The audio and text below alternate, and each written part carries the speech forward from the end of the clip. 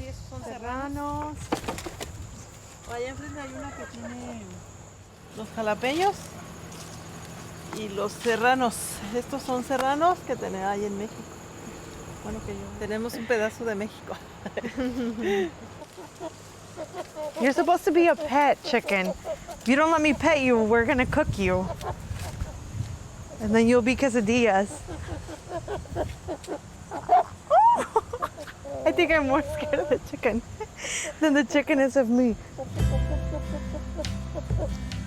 My name is Yehimi Cambron, and I am an artist, an activist, and a public speaker in Atlanta, Georgia.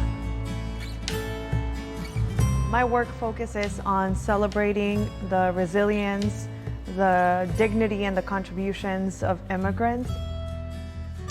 And I have painted close to a dozen murals within the city of Atlanta that celebrate these stories.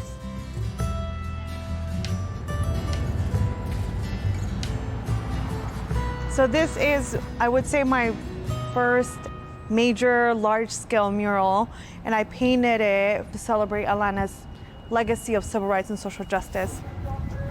It's pretty. Thank you. So nice. This is crazy. Thank you. Did they pay you anything to do yes. it? Yes. So this mural was actually a part of a bigger project called Off the Wall, Atlanta's Civil Rights and Social Justice Journey. But all the people in this mural are undocumented people that live here in Atlanta. Okay. And these are their words surrounding them. So I am a DACA recipient. I've been a DACA recipient since 2013. DACA stands for Deferred Action for Childhood Arrivals, and this is a program that was announced by Obama's administration in 2012. So if you came to the United States before the age of 16 and you meet all these requirements to have been here for 5 consecutive years, you have a clean record, then you could apply to be a DACA recipient. If you qualify and you get DACA, for 2 years you get a work permit, and for those 2 years you are also protected from deportation. My first moment where I had this realization was when I won 3rd place for an art contest that was hosted by the Georgia Commission on the Holocaust. I got 3rd place. I was supposed to get a $50 prize, which at the time, to me, it was a lot of money. There was a ceremony at the Capitol, and I was there with my literature teacher who had encouraged me to be a part of this contest, and with my mom and my little sister. And I was recognized in front of everyone. I was given a certificate just like everyone. There was an exhibition at the end. We all enjoyed it. And then at the very end, before we went home and my teacher went to claim my prize, she came back to me and my mom and told us that they couldn't award me the prize because I didn't have a social security number. I knew I was undocumented. That wasn't something that was a secret to me growing up, but I didn't really understand what it meant until that moment where I realized that there were things I wouldn't be able to do. And even as a young artist or someone that just loved art as a teenager, having this experience where the message to me was, you don't deserve to be compensated for your work, even though you have the skills, the 3rd place worthy skills. With DACA, I was finally somewhat normal and accepted. We are not a political pawn that politicians can exploit during elections and forget about for the rest of their terms. ¡Sí se puede!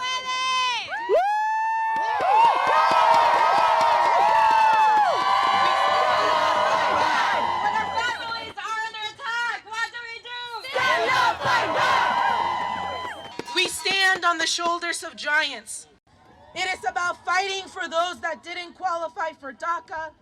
And it is about fighting for the 11 million people in our community that are undocumented and still waiting. After that moment, I was fired up, and I was angry, and I was determined to figure out how to change things. Fighting for justice and our liberation. And our liberation. Oh, Checo. Mira qué bonito está. I was born in San Antonio, Villalongín, in the mountainous region of Michoacán, which is central Mexico.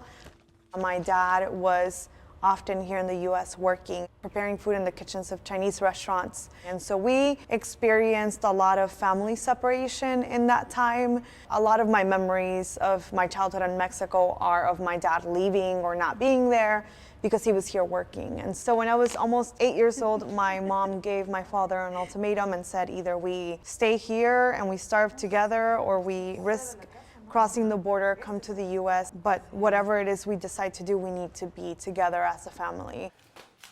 Estela dijo que ya no estaba más sola y yo también ya no quería venirme y dejarlos solos allá. Por eso fue que decidimos venirnos, pues, platicar y venir. Porque se venía un año y duraba unos meses allá y nos acabábamos el dinero y no había trabajo, entonces por eso yo no me quise quedar de nuevo sola. Pero siempre estaba sola con ustedes, entonces por eso. Sí, tenemos que estar juntos. Entonces yo le dije que si él se venía, que nos veníamos todos, sino que no se venía. Entonces por eso nos vinimos. Se tiene que tener mucha valentía para dejar todo. Se siente difícil, pero es más difícil estar separados que si piensan que yo me venía muy tranquilo, no. A veces hasta me enfermaba de la pena, yo creo. Calenturas que me pegaban por la preocupación. Era difícil. Tú dijiste una vez que cuando estabas como preparándote para venirte que no me quería dormir porque pensaba... Oh, sí, cuando... Era difícil para los dos, tanto cuando me venía como cuando estaba acá. Se estaba agarrando de mí del pantalón. Ella sentía, yo creo en su corazón, que algo iba a pasar, que me iba a venir. Y no me soltaba y ya le dijo a Abel, suéltalo, dice, a ver mañana que ya no esté, dice, a ver qué vas a hacer, a quién vas a agarrar. Qué malo. Qué cruel. Era muy difícil, pero también era difícil ver la falta de trabajo allá y de dinero y no había que comer. Por eso arriesga uno todo.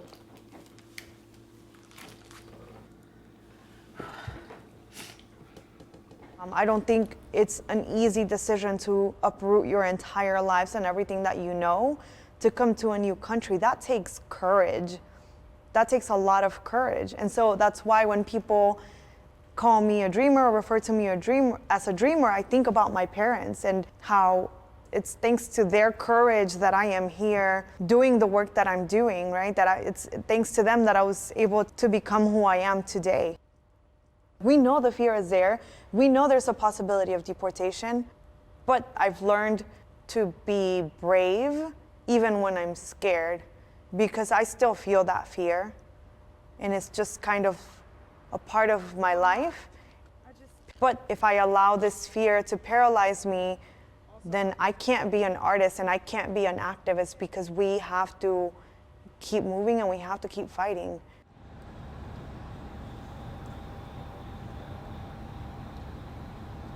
It seems like this artist is trying to portray these immigrants as heroes, as icons.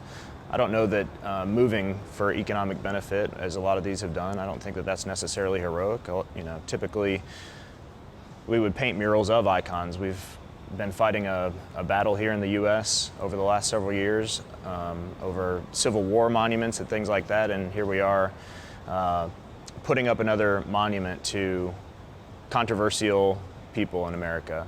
America is a nation of immigrants, you know, but typically that's been done slowly and it's been done the right way through the legal immigration process. When it comes to the Dreamers, you know, I can see a pathway to legalization for them, but I wouldn't go so far as to give them citizenship.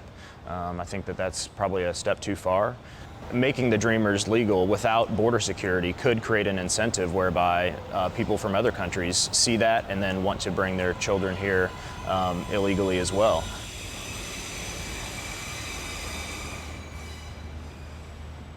I think this beautifies, and of course that's just my opinion. Some people this might not be to their taste, but I happen to be a fan, and I'm a rabble rouser too, so if the people, you know, if it gets their nose up, I think all the better. That's the power of the art, whether it makes you happy or it makes you pissed off. That shows that it's a powerful piece of art. I think that's good. It's starting a conversation. You know, I've been hearing a lot about the DACA. It's been a big story here in Atlanta, and my feelings are that if they want to stay here, if they've made a life here, this is the only home they know, then it's inhumane to want to kick them out. It's cruel. This country was started by immigrants. Everybody knows that. I mean, they make this a much more interesting place to live, in my opinion. That's been my experience, at least.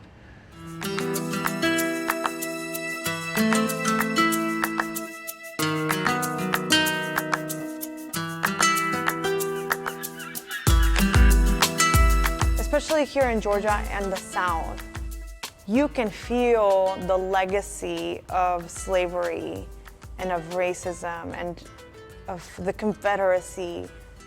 And so I think my job is to create art where people who are undocumented are affirming their presence and affirming their humanity. And I think that portraits are the way to do that.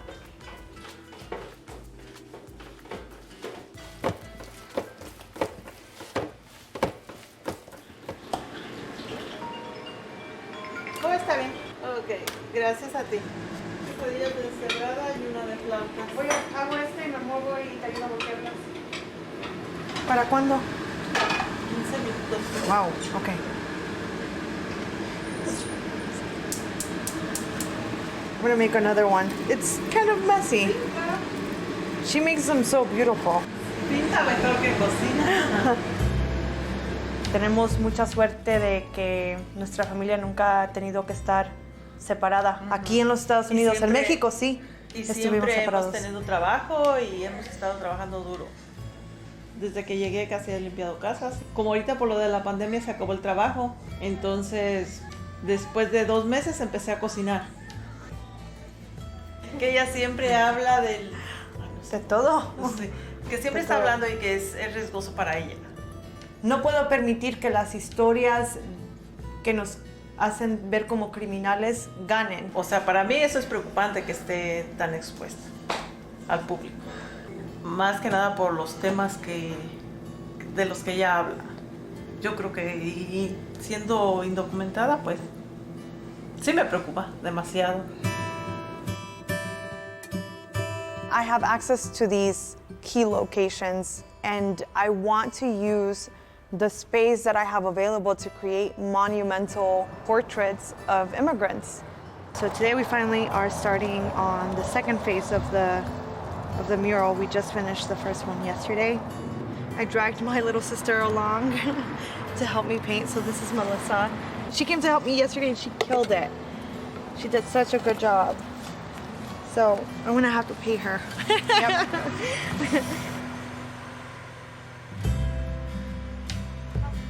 I'm an artist because I don't really know how else to exist. I think being an artist is what I'm meant to be doing. I think it's the skill that I have to offer to the world.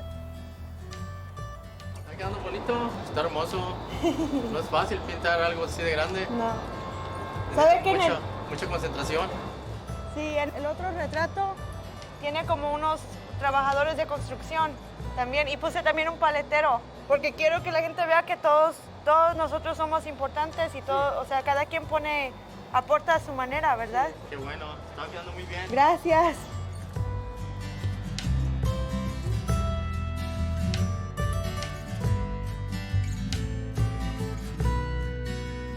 I think it's gonna take generations to see the change that we're fighting for today. Honestly, sometimes I feel like I'm fighting for my very survival and my ability to stay and continue being a part of my community. Just because I'm a DACA recipient doesn't mean that I stop fighting for people who didn't get to apply for DACA but qualify. I think I have my work cut out for me, and I don't see myself not creating work like this. As long as there are inequities and injustice, I will have a role to play with my artwork, or that my artwork will have a role to play.